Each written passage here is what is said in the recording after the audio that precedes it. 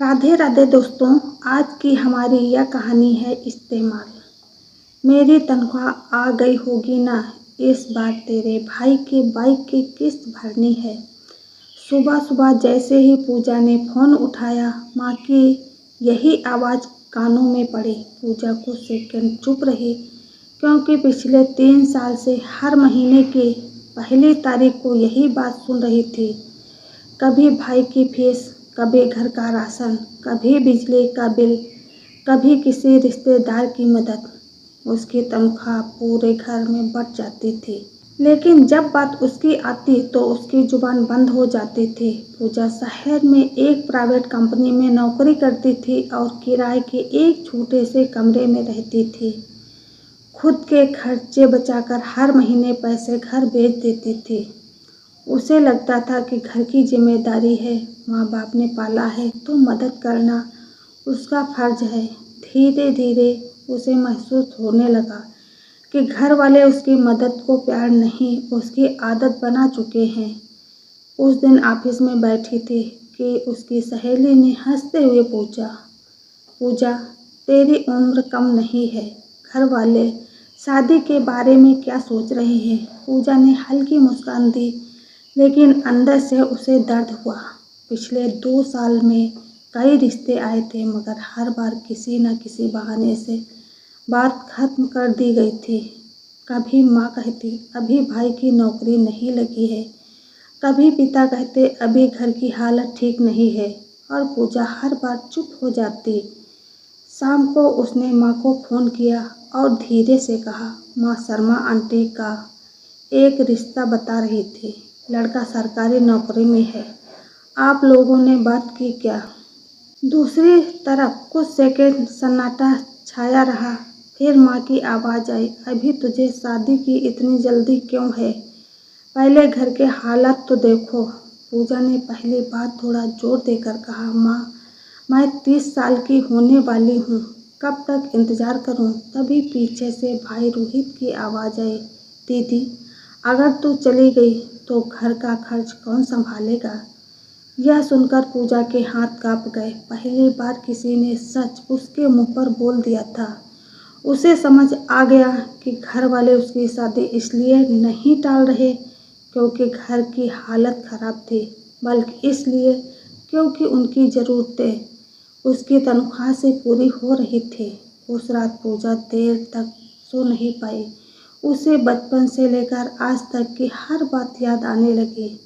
कैसे उसने पहली सैलरी भी घर भेज दी थी, कैसे खुद पुराने कपड़े पहनकर भाभी के लिए नया फ़ोन दिलवाया था, कैसे अपनी हर इच्छा दबाकर घर वालों की ज़रूरतें पूरी कर रही थी।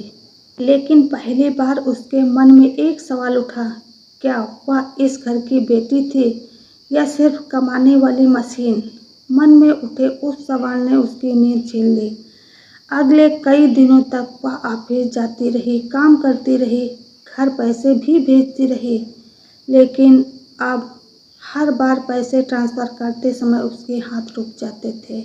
उसे महसूस होने लगा था कि जिस घर को वह अपना सहारा समझती थी, वही घर उसे सिर्फ जिम्मेदारियों के बोझ के रूप में देख रहा था। एक रविवार को वह अचानक बिना बताए घर पहुंच गई। दरवाज़ा माँ ने खोला। अंदर बैठक में माँ, पिता और रोहित बैठे थे। पूजा को देखकर सब खुश हो तो गए, लेकिन कुछ ही देर बाद वही पुरानी बातें शुरू हो गई। माँ रसोई से आवाज़ लगाते हुए बोली, अच्छा हुआ तू आ गई, अगले महीने तेरे भाई की बाइक आखिरी किस्त है, वह अभी निपट जाएगा। पूजा चुप रही। थोड़ी देर बाद रोहित बोला, दीदी, इस बार अगर थोड़ा ज़्यादा पैसा भेज दे तो अच्छा रहेगा, मेरे कुछ और खर्चे भी हैं। पूजा ने पहली बार सीधे उसकी तरफ देखा और पूछा, तू नौकरी कब करेगा रोहित? कमरे में अचानक सन्नाटा छा गया। रोहित का चेहरा उतर गया। वह बोला, देख रहा हूँ ना, दीदी मिल जाएगी। पूजा ने शांत स्वर में कहा, 3 साल से यही सुन रही हूँ मैं। माँ तुरंत बीच में बोल पड़ी, लड़की पर इतना दबाव मत डाल, नौकरी मिलना आसान नहीं होता। पूजा को हंसी भी आई और दुख भी। उसने सोचा जब वह नौकरी की तलाश में थी तब किसी ने उसकी परेशानी नहीं समझी थी। उसे तो कॉलेज खत्म होते ही कमाने के लिए भेज दिया गया था। शाम को कुछ रिश्तेदार घर आए हुए थे। बातों ही बातों में एक चाची ने मुस्कुराकर पूछा, अरे पूजा बिटिया, अभी तक शादी नहीं हुई, कोई पसंद है क्या? पूजा जवाब देती उससे पहले ही उसकी माँ हंसकर बोली, अरे इसे शादी की क्या जल्दी है, अभी तो इसे अपने घर की जिम्मेदारी निभानी है। बैठक में बैठे लोग हंसने लगे। पूजा के चेहरे पर मुस्कान थी, लेकिन अंदर कुछ टूट गया था। जिस जिम्मेदारी को वो प्यार समझती रही, उसे आज सबके सामने मजाक बनाकर पेश किया जा रहा था। रात को जब सब सो गए तो वह पानी पीने के लिए उठी। तभी उसे माँ और पिता के कमरे से बातें सुनाई दी। माँ कह रही थी, अगर पूजा की शादी हो गई तो हर महीने आने वाले पैसे बंद हो जाएंगे। पिता ने धीमे स्वर में कहा, इसीलिए मैं कहता हूँ अभी उसकी शादी की बात मत बढ़ाओ। पहले रोहित कहीं सेट हो जाए, फिर देखेंगे। पूजा के पैरों तले जमीन खिसक गई। उसकी आंखों में आंसू आ गए, लेकिन इस बार दर्द से ज्यादा गुस्सा था। उसे आखिरकार समझ आ गया था कि पिछले 2 साल से उसके सारे रिश्ते क्यों टूट रहे थे। क्यों हर बार कोई न कोई बहाना बना दिया जाता था। क्यों उसकी उम्र बढ़ती जा रही थी और घर वालों को कोई चिंता नहीं थी, क्योंकि उसकी नज़र में वह बेटी नहीं थी, वह हर महीने आने वाली एक तय रकम थी। उस रात पूजा ने किसी से कुछ नहीं कहा। वह चुपचाप अपने कमरे में गई और सुबह होने का इंतजार करती रही। पहली बार उसके अंदर का भरोसा टूट चुका था। जिन लोगों के लिए उसने अपनी हर खुशी कुर्बान की थी, वही लोग उसकी जिंदगी रोक कर बैठे थे। सुबह नाश्ते की मेज पर माँ हमेशा की तरह घर के खर्चों का हिसाब बताने लगी, लेकिन इस बार पूजा ने बीच में ही कहा, माँ अगले महीने मैं घर पैसे नहीं भेज पाऊंगी। चम्मच की आवाज़ तक रुक गई। माँ हैरानी से पूछा, क्या मतलब? पूजा ने शांत स्वर में कहा, मतलब यही कि अब मैं अपनी जिंदगी के लिए कुछ भी बचाऊंगी। रोहित तुरंत भड़क गया, वाह दीदी, अब अपने घर वालों का ख्याल नहीं रखा।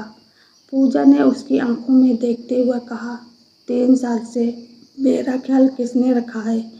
कमरे में फिर से सन्नाटा छा गया। माँ का चेहरा लाल हो गया। हमने तुझे पाला है, बड़ा किया है, पूजा ने धीरे से कहा, और मैंने भी तो 3 साल से इस घर को संभाला है माँ। मैंने कभी हिसाब नहीं मांगा।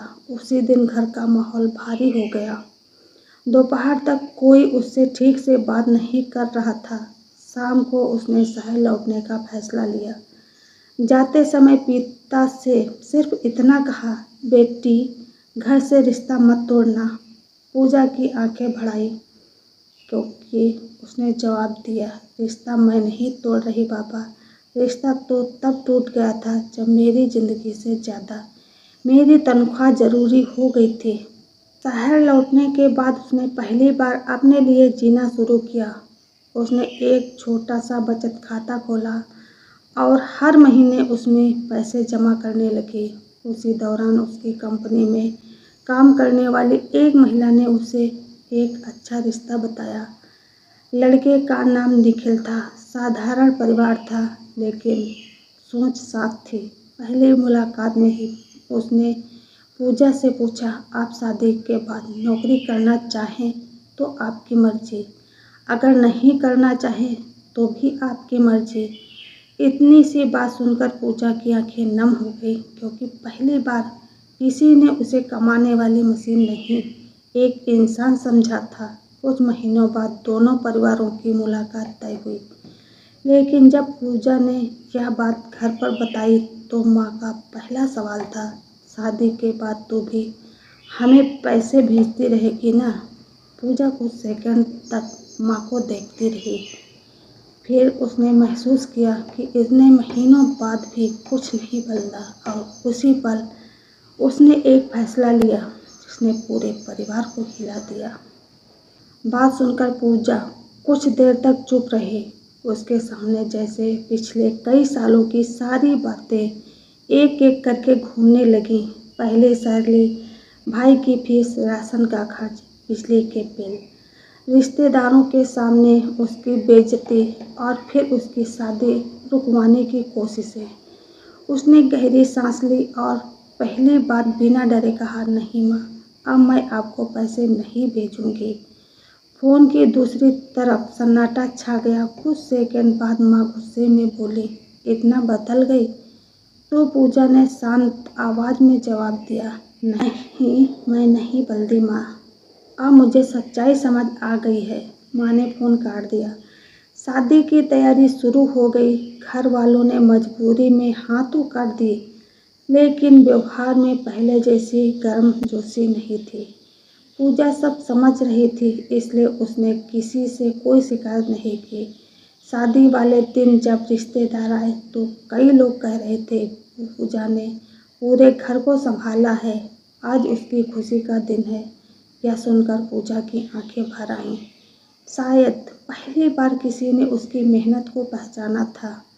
शादी के बाद वह अपने नए घर चली गई। निखिल और उसके परिवार ने उसे वह सम्मान दिया जिसकी उसे बरसों से तलाश थी।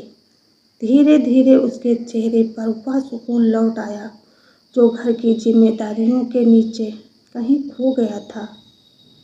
उधर मायके में कुछ ही महीनों बाद मुश्किलें शुरू हो गईं। रोहित अभी भी बेरोजगार था। घर का खर्चा चलाना कठिन होने लगा। तब पहली बार सबको एहसास हुआ कि जिस बेटी को वह साधारण समझते थे, वही इस घर की सबसे बड़ी ताकत थे। एक दिन माँ का फोन आया। आवाज़ पहले जैसी कठोर नहीं थी। पूजा, कैसी है बेटा? पूजा ने मुस्कुराकर कहा, अच्छी हूँ माँ। माँ कुछ देर चुप रही, फिर बोली, हमसे गलती हो गई थी। हमने तुझे बेटी कम, जिम्मेदारी ज़्यादा समझ लिया था। पूजा की आंखों में आंसू आ गए। वह बोली, माँ, मुझे पैसों की नहीं, बस अपनेपन की ज़रूरत थी। पूजा ने उस पार माँ रोने लगी। उस दिन पहली बार दोनों ने बिना शिकायत, बिना तानों और बिना हिसाब किताब के बात पूरी की। पूजा ने अपने मायके से रिश्ता नहीं तोड़ा, लेकिन उसने एक बात हमेशा के लिए साफ कर दी, बेटी का प्यार उसकी तनख्वाह से नहीं, उसके सम्मान से जुड़ा होता है। और जब घरवाले यह समझ गए, तब जाकर पूजा को सच में अपनी खोई हुई इज्जत वापस मिली। तो दोस्तों, आपको हमारी यह कहानी कैसी लगी? अगर थोड़ी सी भी अच्छी लगी हो तो कमेंट करके ज़रूर बताना।